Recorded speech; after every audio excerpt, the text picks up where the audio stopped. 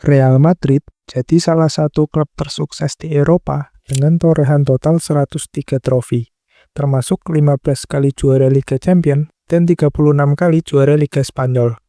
Selain itu, Real Madrid juga jadi klub termakmur dengan rekor pendapatan tertinggi, yaitu mencapai 1 miliar euro dalam semusim. Salah satu sosok di balik kesuksesan Real Madrid adalah presidennya saat ini, yaitu Florentino Perez. Perez sudah 2 kali jadi presiden Madrid.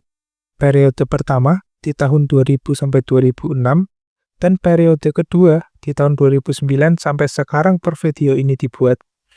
Bahkan Carlo Ancelotti pernah bilang bahwa hanya ada satu kapten di Real Madrid, yaitu Florentino Perez. Di masa kepemimpinan Perez, Real Madrid bukan hanya berfokus sama hasil di atas lapangan, tapi juga di aspek komersial klub. Di masa awal kepemimpinannya, Real Madrid punya masalah finansial, yaitu utang yang menumpuk. Utang Real Madrid waktu itu sekitar 276 juta euro. Utang itu dibayar dengan cara ngejual Ciutat Deportiva, sebuah fasilitas latihan Real Madrid yang dibangun pada awal 60-an. Di awal pembangunannya, fasilitas itu letaknya berada di pinggiran kota Madrid. Tapi, seiring berkembangnya kota Madrid, fasilitas itu jadi kawasan yang strategis dan punya nilai jual yang tinggi. Pada akhirnya, Real Madrid ngejual Ciutat Deportiva ke pemerintah kota Madrid sekitar 500 juta euro. Dengan uang itu, selain buat bayar utang, Real Madrid juga pakai uang itu buat bangun pusat latihan yang baru dan buat transfer pemain. Setelah masalah utang selesai, Real Madrid era Perez mulai ningkatin sisi komersial klub. Salah satu proyek yang dilakuin adalah dengan datengin pemain-pemain bintang yang udah terkenal. Proyek ini bisa disebut Galacticos. Tujuan dari proyek ini, selain untuk ningkatin performa Real Madrid di atas lapangan, juga buat ningkatin nilai komersial dari klub. Walaupun uang yang dibutuhin buat datengin mereka enggak kecil, tapi pemain bintang tersebut jadi magnet buat sponsor-sponsor yang mau masuk dan ningkatin nilai jual Real Madrid di mata sponsor. Proyek Galacticos dimulai di musim 2000 waktu Real Madrid datengin Luis Figo yang waktu itu jadi bintang di Barcelona. Madrid ngeluarin uang sebesar 60 juta euro yang jadi rekor transfer terbesar di masa itu. Di musim selanjutnya, Madrid datengin Zinedine Zidane dari Juventus sebesar 77,5 juta euro. Transfer ini bahkan melebihi nilai transfer Figo. Nggak berhenti sampai situ, Real Madrid terus datengin pemain bintang kayak Ronaldo Nazario di musim 2002 dan David Beckham di musim 2003. Selain pemain bintang yang datang, Real Madrid juga udah punya beberapa pemain bintang kayak Raul dan Casillas hasil dari akademi dan juga Roberto Carlos yang udah masuk beberapa tahun sebelumnya. Dalam periode 6 tahun ini, proyek Galacticos Jilid 1 ini bisa dibilang gagal karena dengan banyak uang yang udah dikeluarin, mereka cuma dapetin 2 trofi La Liga dan 1 trofi Liga Champions. Kegagalan ini disebabkan oleh beberapa faktor. Yang pertama, Real Madrid terlalu fokus sama pemain-pemain bintang yang bertipikal menyerang, sehingga melupakan penyeimbang di lini tengah dan belakang. Contohnya yang terjadi ke Claude Makélélé yang kurang diapresiasi oleh Real Madrid, padahal perannya sangat penting waktu itu. Dia pun dilepas ke Chelsea di musim 2003-2004. Faktor kedua adalah dipecatnya Vicente Del Bosque di musim yang sama dengan Makélélé keluar. Padahal, dia adalah pelatih yang bisa ngasih trofi ke Real Madrid dan bisa mengkoordinir pemain-pemain bintang. Real Madrid malah nunjuk Carlos Queiroz yang waktu itu jadi asistennya Sir Alex Ferguson, yang ternyata nggak mampu ngasih performa yang bagus. Meskipun proyek Galacticos ini dibilang gagal, proyek ini berhasil ningkatin sisi komersial klub. Di musim 2004-2005 contohnya, menurut Deloitte Football Money League, Real Madrid jadi klub dengan pendapatan tertinggi yaitu sebesar 275,7 juta euro.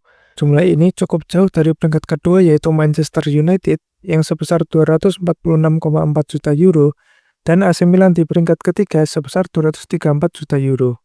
Penghasilan terbesar di musim itu berasal dari sisi komersial yaitu sebesar 124 juta euro atau 45% dari seluruh penghasilan berbanding 32% dari broadcasting dan 23% dari matchday. Buat yang belum tahu, pendapatan komersial itu didapat dari sponsor, merchandise, dan penyelenggaraan event. Pendapatan broadcasting didapetin dari uang hadiah dan pendapatan hal siar dari kompetisi baik itu liga, Cup, atau kompetisi Eropa. Sedangkan pendapatan matchday didapetin dari penjualan tiket dan membership. Pendapatan komersial yang tinggi itu menjadikan Real Madrid salah satu di antara dua tim yang pendapatan komersialnya mencapai 100 juta euro, selain Bayern Munchen yang punya pendapatan komersial sebesar 117,4 juta euro.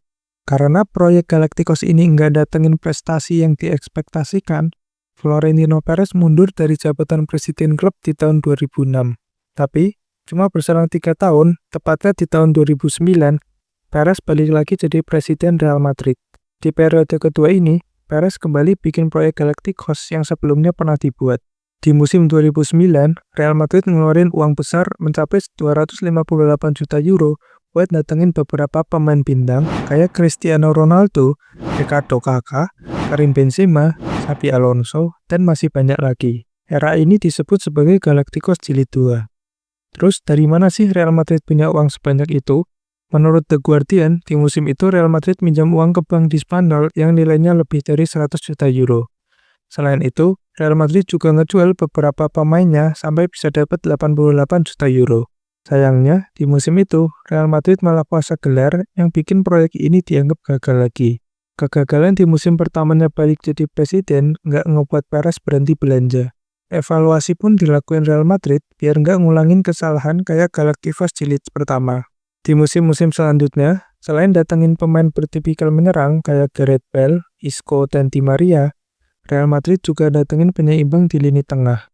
Real Madrid datengin Luka Modric di tahun 2012, Toni Kroos di tahun 2014, dan Casemiro di tahun 2015. Ketiga pemain ini yang kemudian jadi trio yang kuat di masanya. Kedatangan beberapa pemain baru ini ngebuat Real Madrid bisa nunjukin performa bagusnya. Real Madrid bisa dapetin 4 trofi Liga Champions, bahkan ngebuat rekor baru dengan juara Liga Champions 3 kali berturut-turut di musim 2015-2016 sampai 2017-2018. Keberhasilan di atas lapangan ini juga berbanding lurus sama meningkatnya pendapatan klub. Di musim 2017-2018, menurut Deloitte Football Money League, Real Madrid jadi klub yang pendapatannya tertinggi, yaitu mencapai 750 juta euro, berbanding Barcelona di peringkat kedua yang punya pendapatan 690 juta euro dan Manchester United di peringkat ketiga dengan pendapatan 666 juta euro. Penghasilan terbesar di musim itu berasal dari sisi komersial, yaitu sebesar 356 juta euro atau 47% dari seluruh penghasilan, berbanding 34% dari broadcasting dan 19% dari matchday.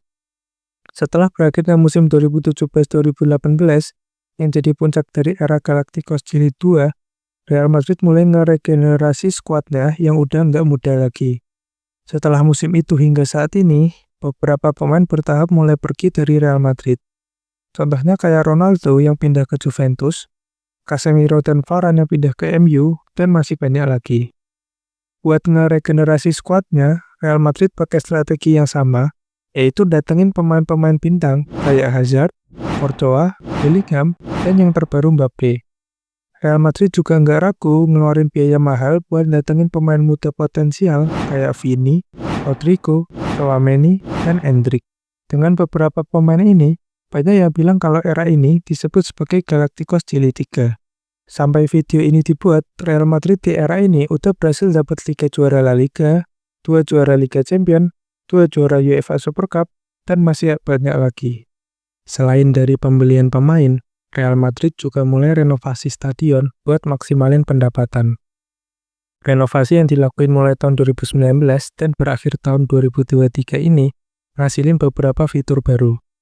Yang pertama, adanya atap yang bisa dibuka dan ditutup sesuai kebutuhan. Atap ini terpasang dengan ketinggian 55 meter dan membentang sepanjang lapangan.